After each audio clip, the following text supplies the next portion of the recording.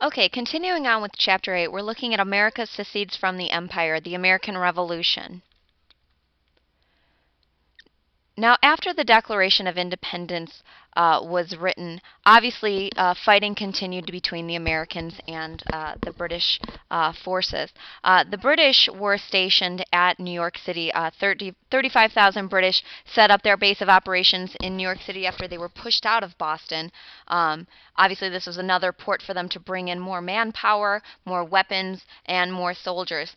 Compare that to only about 18,000 Americans who were very ill trained, didn't have the same type of training as the greatest military force on the face of the planet.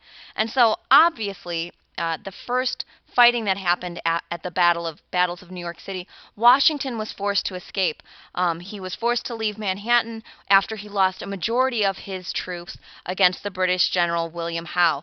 Now, here is the point where William Howe should have moved in and crushed Washington's forces. They were seriously wounded after the battle at New York. They probably could have easily been crushed, and this American Revolution would have been over very, very quickly. However, Howe was reluctant to move in simply because he didn't want to deal with a winter campaign. He was also extremely leery about dealing with another Battle of Bunker Hill. He had seen what had happened to the British forces in Boston and was worried that the same thing might happen again had he moved in against Washington. So this was a fatal mistake for Howe on the British side because it allowed Washington to escape, to get out of there and kind of lick their wounds and regroup. Washington regrouped that same winter by secretly crossing the Delaware, where he was able to capture 1,000 of those German Hessians the day after Christmas at Trenton, New Jersey. This was a surprise attack on those Germans, and it was a somewhat big victory for Washington after his massive defeat against General Howe in New York City. Also, Washington was able to strike a blow against the British when he instituted a surprise attack on the British who were stationed at Princeton, New Jersey. Once again, this was a secret attack because he ordered men to stay behind in their camp in order to keep the fires burning, in order to keep the British off of their trail, while he moved men and weaponry across over towards Princeton to attack the British stationed there as well. So two major victories for Washington right on the heels of a major defeat at the Battle of New York City. Now, back to the British. The British had planned in 1777 an attack on the Hudson River Valley. This is central New York. Their primary goal was to cut New England off from the rest of the colonies. Cut New England off, they'll wither on the vine. So by capturing the middle of New York, aka the Hudson River Valley, this was their primary goal, and then obviously start focusing their attacks on the southern portion. General Burgoyne, who was one of the major leaders in this campaign, General Burgoyne, his British forces were set to move set to move down from Canada via Lake Champlain. The problem that Burgoyne faced was he came into contact with General Benedict Arnold's forces at Lake Champlain. Now, Lake Champlain is important because Benedict Arnold was able to keep Burgoyne's forces busy long enough that they were forced to retreat back up into Canada for the winter in order to get more supplies, etc. Had Benedict Arnold done nothing after this, he would have absolutely been considered one of the best American heroes of the Revolutionary War. So too bad for him that he ended up turning traitor later on. The second prong to this planned attack was supposed to come with General Howe. General Howe was supposed to move up from New York City, up the Hudson River, and meet Burgoyne in the central region of what we call New York State today. His major problem was that he was sidetracked by Washington's forces and went off on this mission attacking George Washington, trying to strike a blow to Washington's forces. And even though Washington was defeated at several battles, specifically the battle at Brandywine Creek and Germantown, the problem was that Howe wasn't in the place he was supposed to be at the time he was supposed to be. Also at this time, we see Washington retreat and find refuge at Valley Forge for the winter. The American army is doing very, very poorly at this time. No proper food, no proper clothing, but it is at Valley Forge that the American army does start to receive proper training, specifically from the Prussian General Baron von Steuben.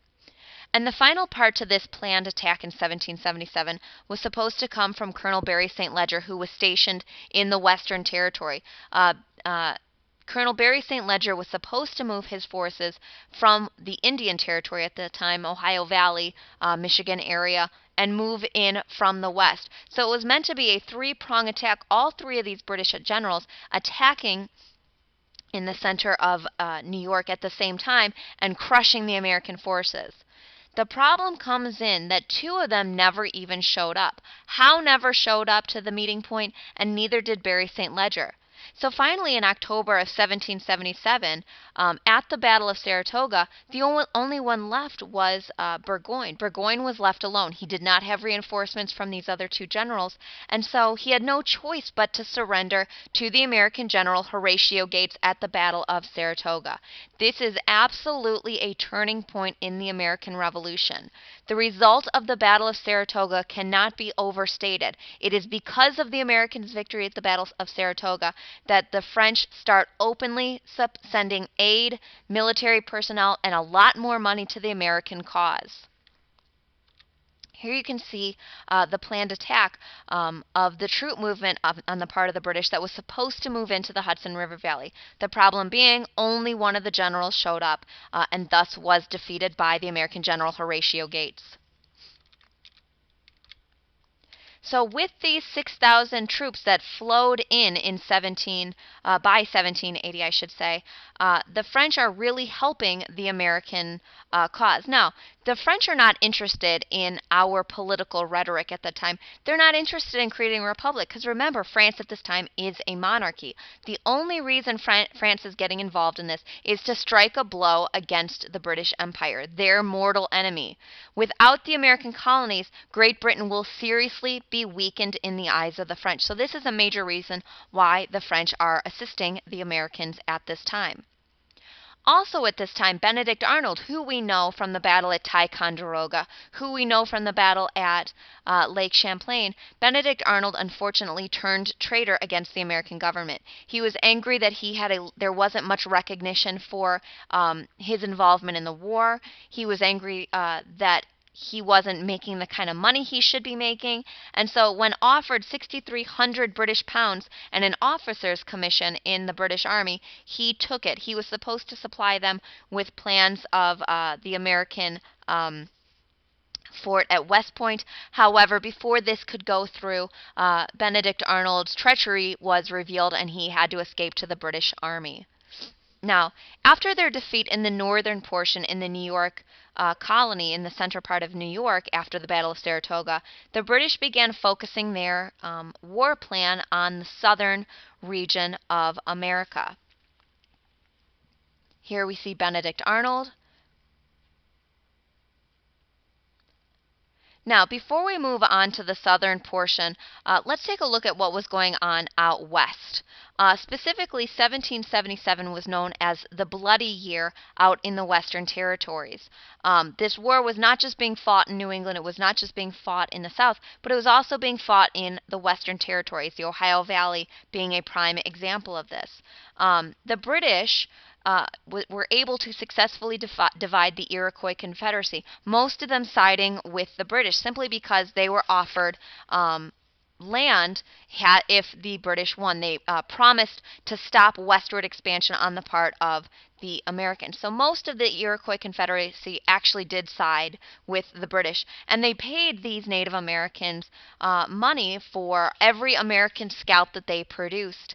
Hence why this is referred to as a bloody year, because it's not just focusing on the troops, it's focusing on any Americans living out in the Western Territory.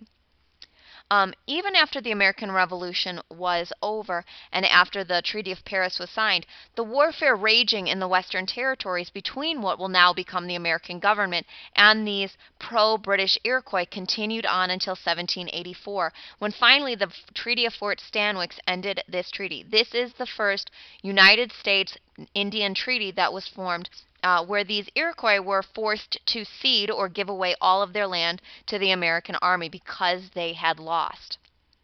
Now, even though the United States did not have a true navy, so to speak. I mean, they did, but it was very, very small and in its infancy. In fact, that's one of the major things that the French provided was naval support. What America did have were privateers. These are essentially hired pirates, or sailors of fortune as they were also known, whose job was to attack British shipping in order to promote British merchants demanding an end to this war because they were losing so much money from the loss to these privateers.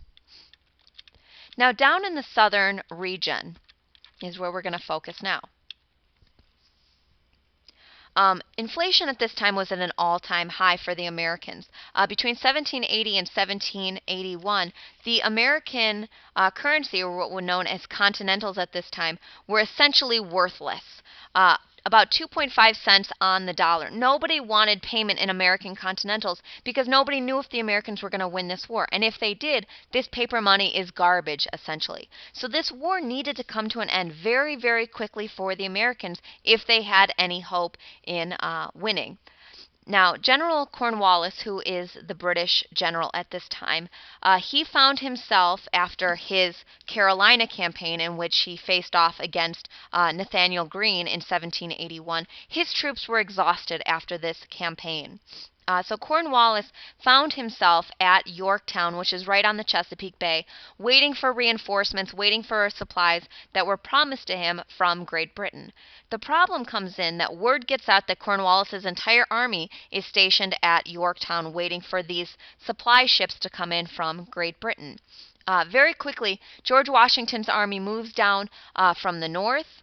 The French army come in from the south, and also the French army almost blockades Cornwallis's army from the sea. There's no supply ships coming in, and Cornwallis is essentially surrounded very, very quickly.